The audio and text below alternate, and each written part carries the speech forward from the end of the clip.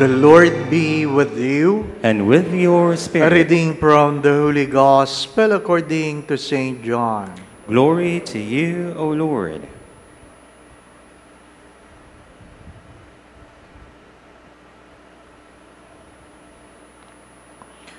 Jesus went across the Sea of Galilee. A large crowd followed him because they saw the signs he was performing on the sick. Jesus went up on the mountain, and there he sat down with his disciples. The Jewish feast of Passover was near. When Jesus raised his eyes and saw that a large crowd was coming to him, he said to Philip, "Where can we buy enough food for them to eat?" He said this to test him, because he himself knew what he was going to do. Philip answered him, 200 days' wages worth of food would not be enough for each of them to have a little. One of his disciples, Andrew, the brother of Simon Peter, said to him, "There is a boy here who has 5 loaves and 2 fish. But what good are these for so many?" Jesus said, "Have the people recline." And there was a great deal of grass in that place. So the men reclined, about 5,000 in numbers.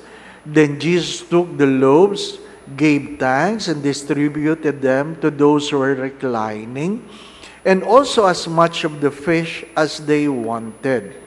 When they had their fill, he said to his disciples, "Gather the fragment left over so that nothing will be wasted." So they collected them and filled 12 wicker baskets with fragments from the 5 barley loaves, and had been more than they could eat. When the people saw the sign he had done, they said, "This is truly the prophet, the one who is to come into the world." Since Jesus knew that they were going to come and carry him off to make him king, he withdrew again to the mountain alone.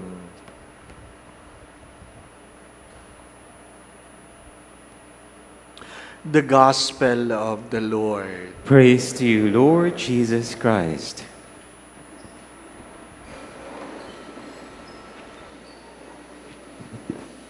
Magandang gabi po sa inyong lahat. Naging kaugalian na nating mga Pilipino na sa handaan mag-uwi. Sharon, balutin mo. Hindi nagdala ng regalo, pero nag-uuwi. Pangkaraniwan na. Sabi ng isang pari na naka-assign sa isang prominenteng subdivision, hindi ko nasasabihin, ano po. Sabi niya, "Uy, Father Dave, ugali yan ng lahat. Kasi kamakailan lamang, nag-birthday siya at yun na rin ang kanyang despedida kasi lipatan ng assignment. May mga nagbigay ng pagkain. May nagbigay na 10 lechon," sabi niya. Pero, nung dumating yung nag-donate, 9 na lang. Hindi pa nagkakainan. At sabi daw ng nag-donate, "Bakit kulang ng isa?" Sabi daw ng mga waiter, "Ma'am, kinuha po ni Madam." "Sinong Madam?" "Hindi po namin alam eh, sinakay po sa sakyan." Ba't hindi niyo pinigilan?" Sabi nung pare, "Kasi English ng English." Takot tayo sa mga nag-i-English, kahit mali. Pero, magandang pagtunan ng pansin yun. Yung magpa-uwi, prerogative yan ng naghanda. Hindi yan prerogative ng nakikain. Huwag niyong kakalimutan yon. Kasi malungkot na kwento yon. Makikikain ka lang, ituturo mo pa, "Yan na, iuwi ko, yan na, uwi ko." Ano pa? Sanay tayo sa ganon. Pag kumakain, may magpapauwi, "Father, mag-uwi ka naman kahit ano." "Naku, wag na po, mag-uwi ka para sa mama mo." Nasa probinsya ang nanay ko, dadaling ko pa yan. Di ba? para lang may maiuwi ka. O kaya sasabihin, para sa mga seminarista. Sasabihin ko, kulang ho yan. Dapat isang kaldero. Ano pa? 21 yon, malakas kumain yon. Ano pa? Para lang meron ding may pauwi. Sadyang kaugalian natin. Ang problema, inuunahan natin yung host. Bakit ko ito sinimulan? Sapagkat kung inyong pagtutuunan ng pansin, pagkatapos pinakain ang 5,000 lalaki, hindi kasama sa bilang ang babae at mga bata. Siguradong mas marami yon, hindi po ba? Ano? Kasi pag binilang natin ang mga nagsisimbang lalaki, iilan lang yan kumpara sa babae. Hindi po ba? Ano? Ganong karami yon.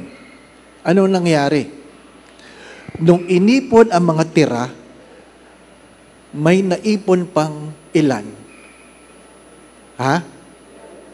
12 bakol, kaing, wicker baskets. Ang akin tanong, saan kinuha yung 12 kaing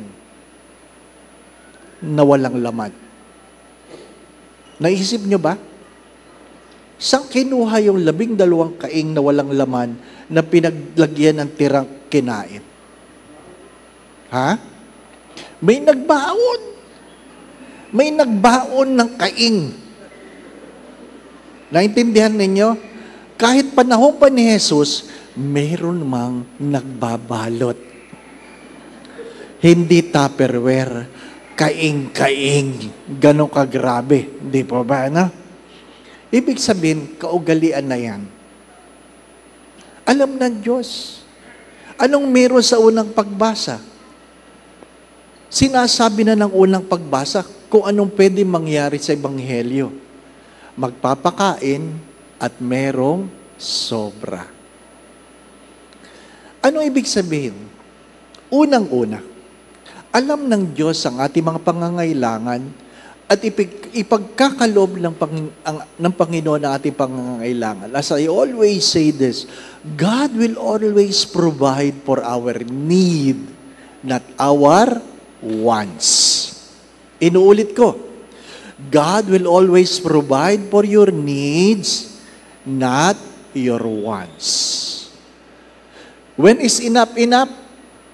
When you know your needs, you have enough. But you talk about wants, you will never have enough. Busog ka na ba? Opo. Kailangan mo pa ba yan? Opo. Bakit? Iuwi ko po. Ang kainan ay para lamang sa kumakain. Hindi sa mag-uuwi. Di po ba? Ano?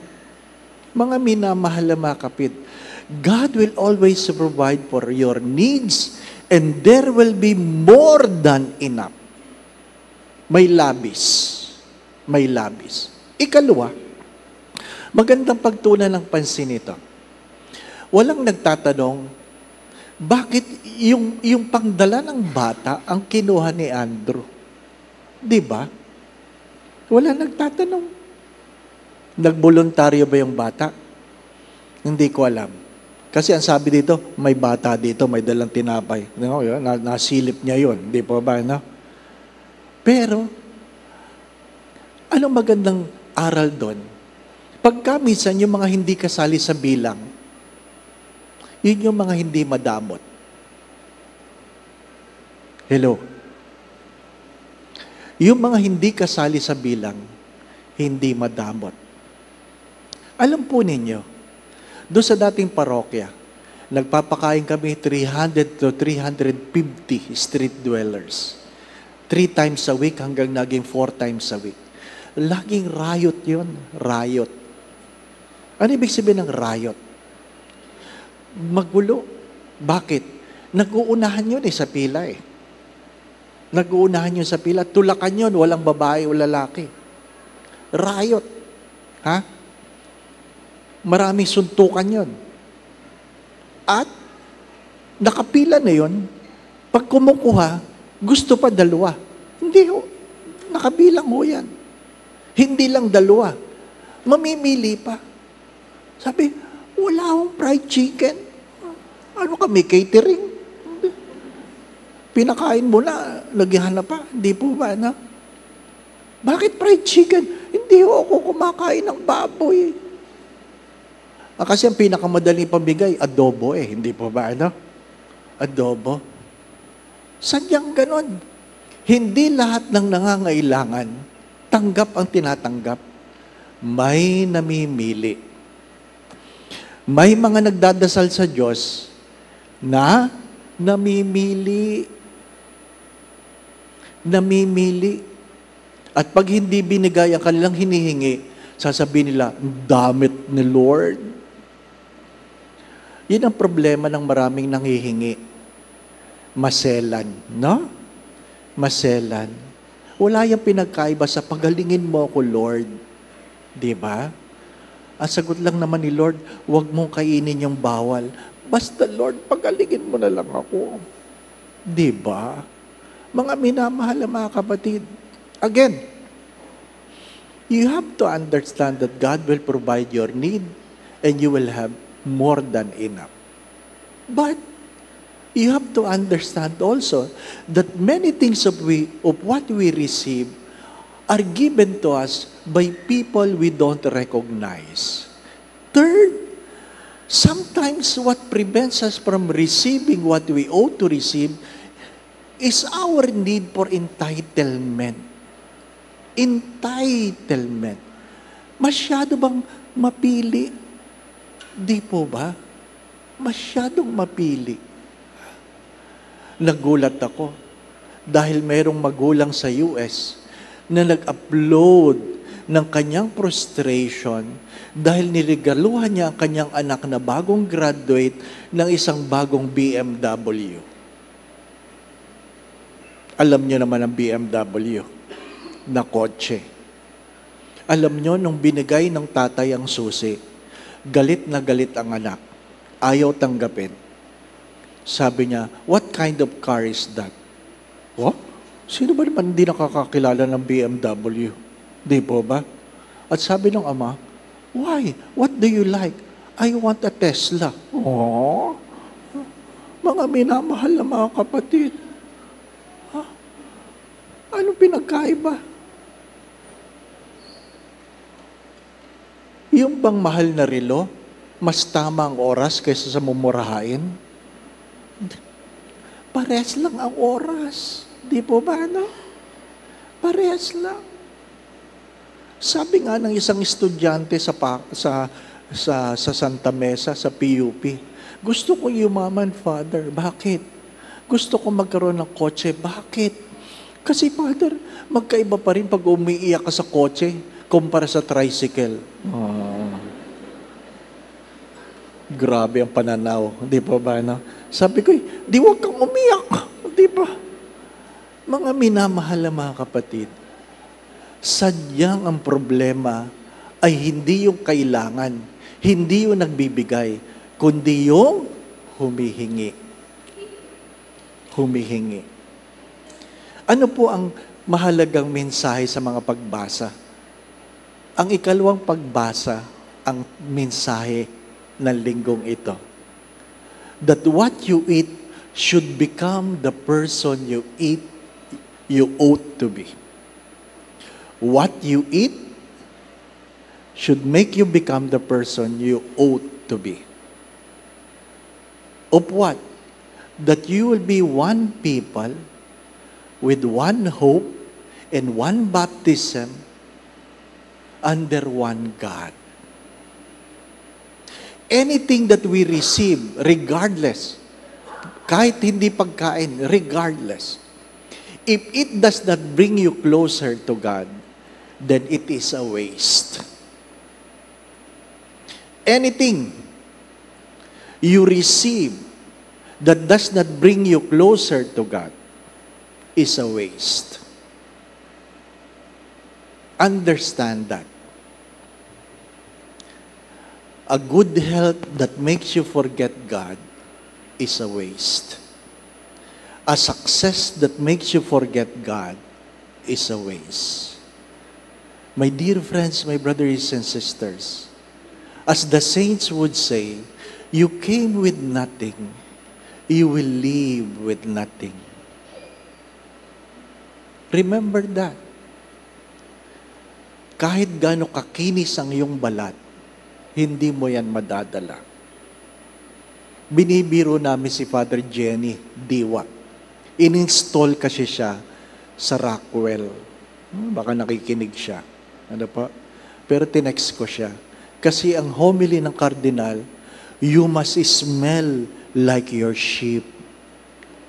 Sabi ko sa kanya, ang bango mo, Father Jenny. Walang mabaho sa Rockwell. Diba? Lahat makinis ang balat kahit katulong. Diba? Can you imagine mo, you smell like a sheep? Diba? So Greenbelt, iba't ibang amoy, di po ba, no? Yung iba nga, amoy lupa na, hindi po ba, no? Sa init ba naman natin? Hindi. But do not forget, nakikiraan lang tayo. Ano po ang palagi ko sinasabi? Hindi problemang meron o wala ka. Ang tanong ay, anong ginagawa mo sa meron ka o wala ka? Learn to decide rather than complain with what you have. Hindi lahat ng meron napabuti. At hindi lahat ng wala napasama. Inuulit ko, hindi lahat ng meron, hindi lahat ng naging mayaman, hindi lahat na nakapag-aral, hindi lahat ng may pera, hindi lahat ng may sasakyan, napabuti. At hindi lahat ng mahirap, wala, nagkasakit, napasama. Pagkamisan, yung naging nawalan, ang higit na naging mabuti. Kaya nga sinasabi ko yan, nagbibigay tayo hindi dahil mayroon tayong sobra. Naramdaman natin ang pakiramdam ng walang-wala. Amen. My dear friends, my brothers and sisters, like the little boy, the 5 loaves and 2 fishes will not be enough for the 5,000 men. But in the little we can afford, we share and allow the Lord to multiply them. Ano pa? Going back to what I've said, first, nagpapasalamat ako sa mga restaurant na nagsasabing bawal ang leftovers at bawal ang take home. Maganda yun. Ano pa? Kasi marami sa atin takaw tingin. Ikalawa, nasaksihan ko rin, tulad ng kwento ng maraming pari, na mayroong mga kainan na yung mga tao, dahil hindi sila magbabayad, grabe kong umorder. Bakit sobrang ino-order? Kasi iniisip nilang mag-uwi. Ano pa? Mag-uwi. Ano pa? So, ganun talaga. Mag-uwi. Ano po? Sana po, wag natin itong kakalimutan. Ano po? The family that prays together stays together. But the family that eats together stays together. Anong meron sa Ebanghelyo? That God begin in thanksgiving. God begin in thanksgiving. Hindi yung lamon agad. Begin in thanksgiving. My dear friends, my brothers and sisters, hopefully what we eat will make us become the person we ought to be. Will become the person we ought to be. What the meaning of those words really is, your attitude while you eat. Your attitude while you eat. Tayo mga Pilipino, kahit magdildil ng asin, masaya tayo. Basta mayroong napapagchismisan. Hindi po ba? Mahalaga ang chismisan kaysa pinagsasaluhan. Hindi po ba? No? Sana mabawasan yung chismisan. Again, my brothers and sisters, bring home this message. that God will always provide for what you need. Bring home. Claim the truth. So whatever you pray, you ask, need ko ba ito? If you say that is your need, be assured, God will provide for what you need and even excess for what you need. The Lord be with you. And with your spirit. And may Almighty God bless you and your family, the Father, the Son, and the Holy Spirit. Amen. We now go in peace to love and serve the Lord. Thanks be to God.